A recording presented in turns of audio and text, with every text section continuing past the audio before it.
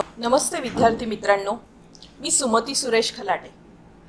आज आपण इयत्ता 10वीच्या पुस्तकातील 9वी कविता कवी नीरजा यांची आश्वासक चित्र ही कविता आपण पाहणार आहोत।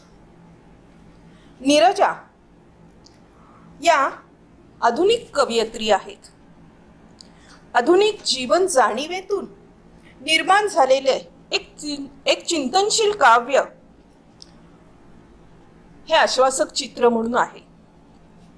प्रथम मी आपल्याला कवयित्रीचा परिचय करून देते। नीरजा यांचं पूर्ण नाव नीरजा राजन धुळेकर। त्यांचा जन्म 1960 साली झाला। त्या एक प्रसिद्ध अशा स्त्रीवादी कवयित्री आहेत। त्यांचे निरन्वय, वेना, स्त्री गणेशा, निरर्थकाचे पक्षी असे कविता संग्रह प्रसिद्ध आहेत। जे दर्पणी, बिंबले, ओल हरवलेली माती हे कथासंग्रही प्रसिद्ध आहेत। महाराष्ट्र शासनाने त्यांना कवी केशवसूत, इंदिरा संत पुरस्कार, त्याचप्रमाणे भैरू रतन दमानी या पुरस्कारांनी त्यांना पुरस्कृत केलेले आहे। त्यांच्या काव्याचा परिचय आपण प्रथम पाहू। आज समाजातील पुरुष प्रधान व्यवस्थेमध्ये स्त्रीचे स्थान हे दुय्यम आहे आणि त्यामुळे वेगवेगळ्या प्रकारे स्त्रीचे शोषण होते। आजही अनेक प्रकारे वेगवेगळ्या स्वरूपात शोषण हे चालू आहे। यामध्ये स्त्रीचं माणूसपण कसे महत्त्वाचे आहे हेच कवयित्री नीरजा यांनी सांगण्याचा प्रयत्न केलेला आहे। समाजाला लक्षात आणून देण्याचा प्रयत्न केलेला आहे। या कवितेमध्ये स्त्री पुरुष समानतेचे एक आश्वासक चित्र कवयित्रीने रेखाटले आहे आणि ते चित्र प्रत्यक्षात साकार व्हावं असं कवयित्रीला वाटतं। त्यांचे जे विचार आहेत ते सर्वकालीन आहेत। स्त्री पुरुष समानतेचे मूल्य रुजविणारे असे हे चिंतनशील काव्य आहे। ही स्त्री पुरुष समानतेचा जो भाव आहे तो विद्यार्थ्यांमध्ये रुजावा, संक्रमित व्हावा याच उद्देशाने हे काव्य नीरजा यांनी लिहिलेले आहे। भावी जीवनामध्ये आशावाद निर्माण व्हावा, समाजातील जी परिस्थिती आहे ती परिस्थिती काय आहे हे बघूनच विद्यार्थ्यांनी वागावे, त्यांचं वागणं निश्चित करावं, परंतु स्त्रीकडे बघताना आदराने बघावं असं कवयित्रीला वाटतं। स्त्रीचे माणूसपण जपले गेले पाहिजे। समाजात वावरताना आपण पाहिले तर स्त्री पुरुषांबरोबर आपलं स्थान हे निश्चित करत असते, सिद्ध करण्याचा प्रयत्न करत असते। जीवनामध्ये यशस्वी व्हायचं असेल तर दोघांनाही एकमेकांच्या सहकार्याने चालावं लागतं। ही जी भावना आहे ही विद्यार्थ्यांमध्ये रुजावी असंच कवयित्रीला वाटतं आणि त्या दृष्टीनेच विद्यार्थी हे घडावेत। मुलांची कामे, मुलींची कामे असा कामामध्ये भेदभाव हा केला जाऊ नये। कामाचा जो आनंद आहे तो मुलांनीही घ्यावा हेच या ठिकाणी कवयित्रीला रुजवायचं आहे। आता प्रथम मी कवितेचं वाचन करते। तापलेल्या उन्हाच्या आडोशाला बसून खेळत आहे एक मुलगी केव्हाची। ते पाहत राहते मी पाहत राहते तिला माझ्या घराच्या झरोक्यातून। ती मांडीवर घेते बाहुलीला, एका हाताने थोपटत तिला चढवते आधन भाताचं भातुकलीतल्या इवल्याशा गॅसवर। बाजूला खेळतो आहे मुलगा हातात चेंडू घेऊन, खूप उंच उडवून चेंडू तो नेमका झेलतो हातात।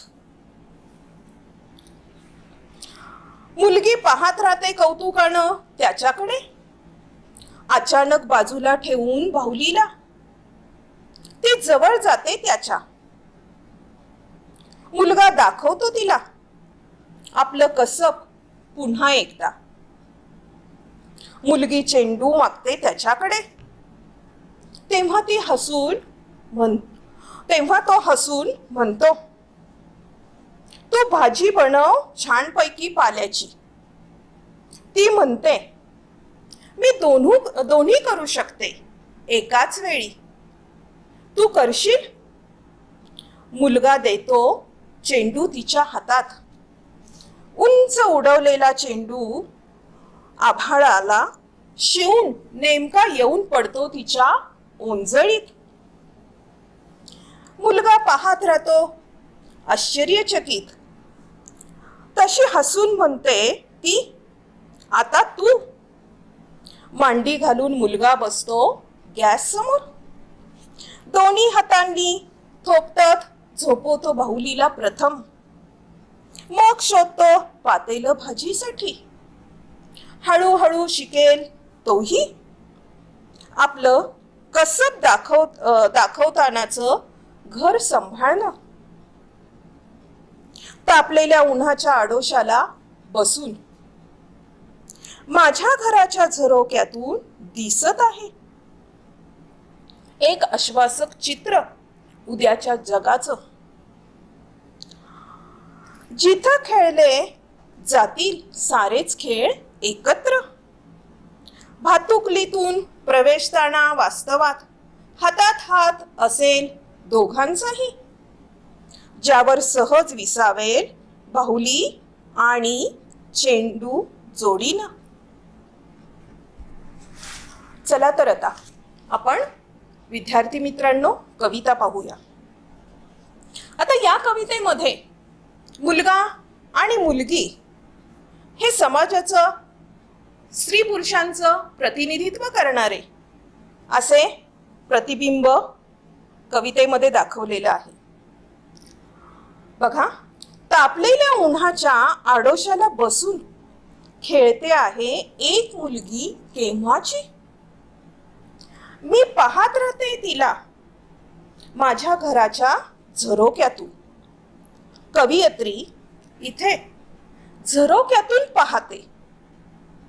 झरोका म्हणजे या ठिकाणी खिडकी, परंतु प्रत्यक्षामध्ये घराच्या झरोक्यातून पाहणे, घर हे मर्यादित असं प्रत्येकाचं जग असतं. आणि या मर्यादित जगातून म्हणजे झरोक्यातून समोरच्या विश्वातील चित्र बघत असते. आता हे जे चित्र आहे हे कुठले बघते तर तापलेल्या उन्हाचं चित्र बघते. तापलेल्या उन्हाच्या आडोशाला बसून घरात एका बाजूला ती खेळत असते. परंतु हे तापलेलं ऊन, हा झरोका, ही प्रतीकं आहेत कवयित्रींनी वापरलेली. आता तापलेलं ऊन म्हणजे खरंच तापलेलं ऊन. संसारामध्ये संसार करत असताना त्या संसारातील सुखदुःख, त्या सुखदुःखाचे क्षण तिने झेललेले असतात. तसेच अनेक उन्हाळे पावसाळेही तिने सोसलेले असतात. आणि म्हणूनच कवयित्री म्हणते, तापलेल्या उन्हाच्या आडोशाला बसून ती खेळते. ती खेळत असते. खेळत असते म्हणजे संसार करत असते.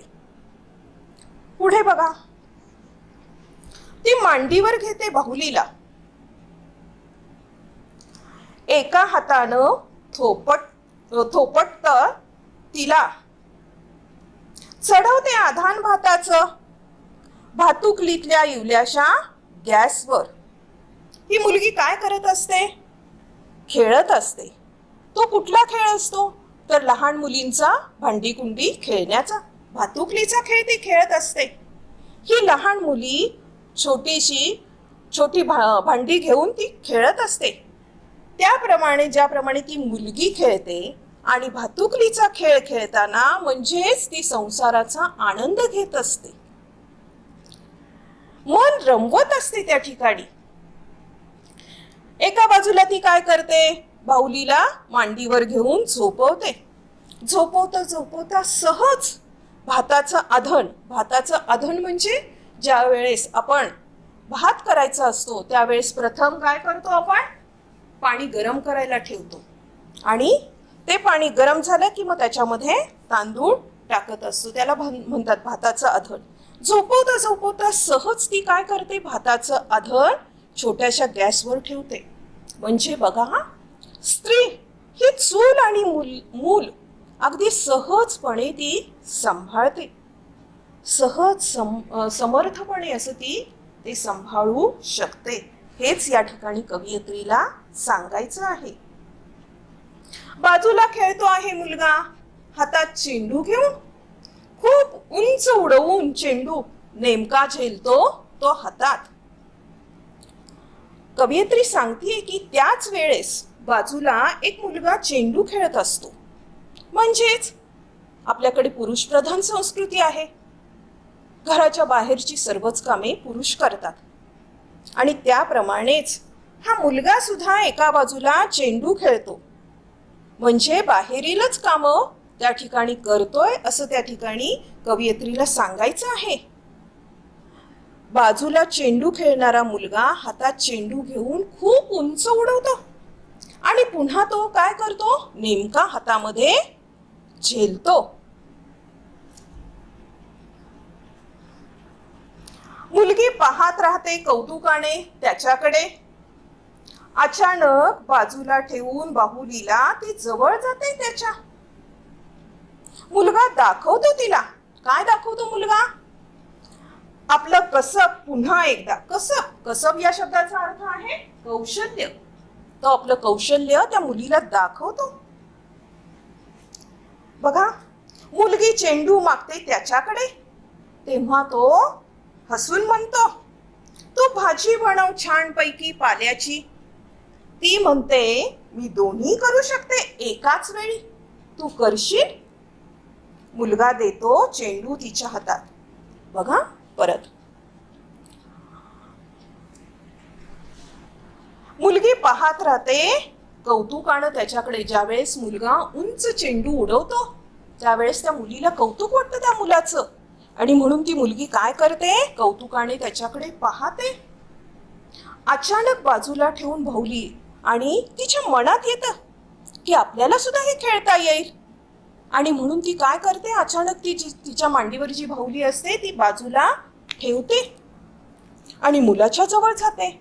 अर्थातच ती मुलगी त्याच्या जवळ गेल्यामुळे पुन्हा त्याचा उत्साह हा वाढतो आणि तो काय करतो, मुलगा दाखवितो तिला आपलं कसब. पुन्हा एकदा तो काय करतो, त्या मुलीला आपलं कौशल्य दाखवतो. आणि बघ, त्या दाखवण्या पाठीमागचा त्याचा हेतू असतो, बघ मी चेंडू किती उंच आकाशात उडवतो आणि तो चेंडू किती चांगल्या प्रकारे आकाशामध्ये उडवतो आणि तो पुन्हा झेलतो, हे तिला दाखवतो. मुलगी चेंडू मागते त्याच्याकडे, तेव्हा तो हसून म्हणतो, तू भाजी बनव छानपैकी पाल्याची. बघा, मुलीला कौतुक वाटतं आणि म्हणून मुलगी काय करते, त्याच्याकडे चेंडू मागते. ती जेव्हा त्याच्याकडे चेंडू मागते तेव्हा तो हसून तिला म्हणतो.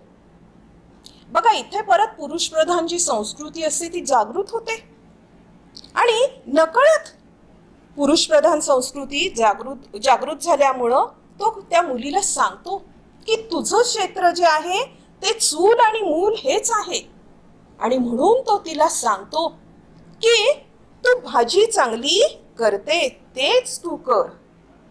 तू भाजी बनव छानपैकी पाल्याची. बघा, तो तिला सांगतो की तू काय करते, तू भाजी चांगली करते आणि तेच तू कर. म्हणजेच तू फक्त घर सांभाळ असं नकळत तो तिला सांगतो.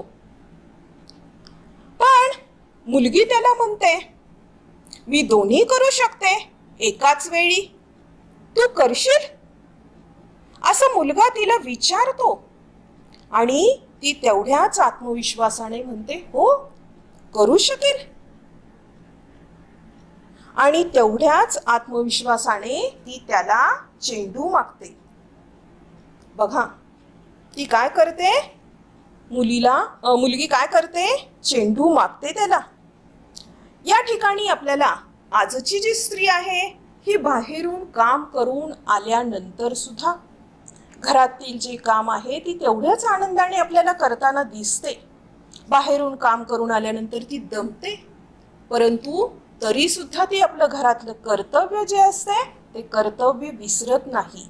घरातलं कामही ती तेवढ्याच आनंदाने पार पाडते. म्हणजेच या दोन्ही क्षेत्र जी असते ती मुलगी सांभाळू शकते, स्त्री ही सांभाळू शकते. आणि या ठिकाणी कवयित्रीने स्त्रीचा आत्मविश्वास हा दाखवलेला आहे की बाहेरचं काम केल्यानंतर सुद्धा घरातील कर्तव्य ती विसरत नाही. आणि मग ती मुलगी मुलाला म्हणते, मुलगा देतो चेंडू तिच्या हातात. ती चेंडू मागते आणि मुलगा काय करतो? चेंडू तिच्या हातामध्ये देतो. बघा, उंच उडवलेला चेंडू आभाळात शिवून नेमका येऊन पडतो तिच्या ओंजळीत. मुलगा पाहत राहतो आश्चर्यचकित. तशी हसून म्हणते ती, आता तू. मांडी घालून मुलगा बसतो गॅस समोर. दोन्ही हातांनी थोपटत झोपवतो बाहुलीला प्रथम, मग शोधतो पातेलं भाजीसाठी. बघा, उंच उडवलेला चेंडू आभाळाला शिवून नेमका येऊन पडतो तिच्या ओंजळीत. मुलगी तो चेंडू त्या मुलाकडून घेते आणि चेंडू उंच उडवते. जणू काही तो चेंडू आभाळाला शिवूनच येतो, आभाळाला स्पर्श करूनच येतो आणि नेमका तो तिच्या ओंजळीत येऊन पडतो. म्हणजेच ती उंच चेंडू सुद्धा झेलू शकते. मुलगा आश्चर्याने तिच्याकडे पाहतो. मुलगा पाहत राहतो आश्चर्यचकित. मुलगा आश्चर्याने तिच्याकडे पाहतो. मुलाला आश्चर्य वाटतं की ते सहजपणे तिने हे कौशल्य आत्मसात केलं. ते कौशल्य किती आत्मविश्वासाने तिने हस्तगत केलं. मग तशी हसून म्हणते ती, आता तू.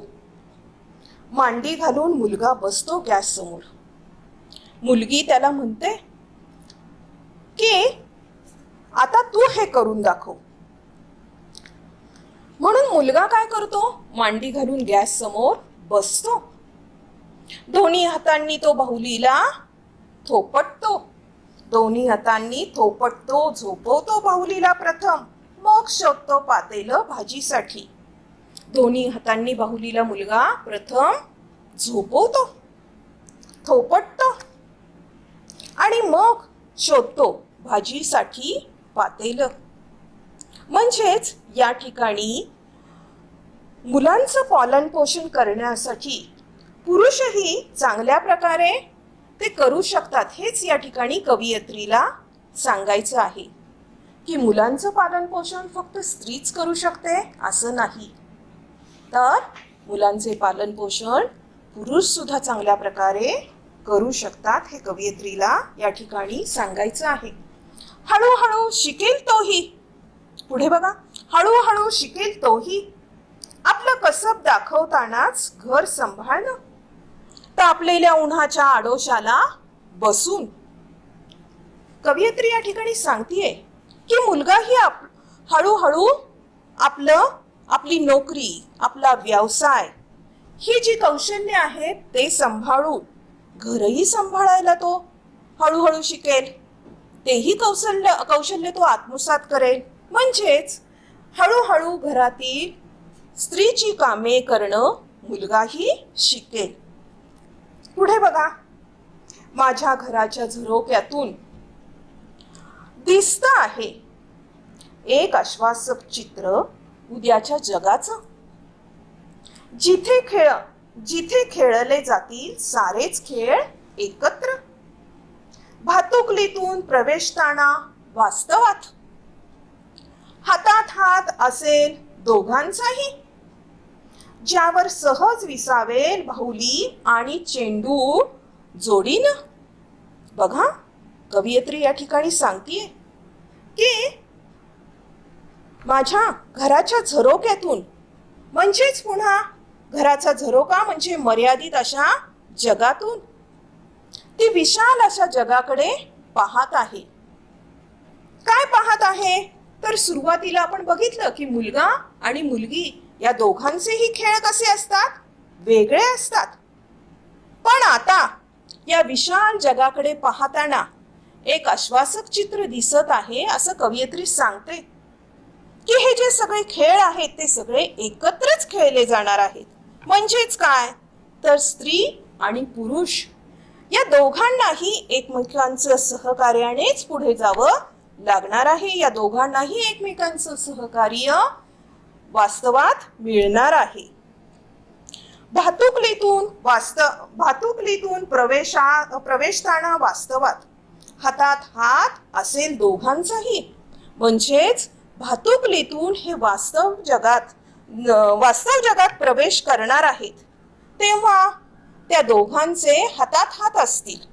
म्हणजेच काय? तर स्त्री पुरुष समानता असेल त्या ठिकाणी, सहकार्य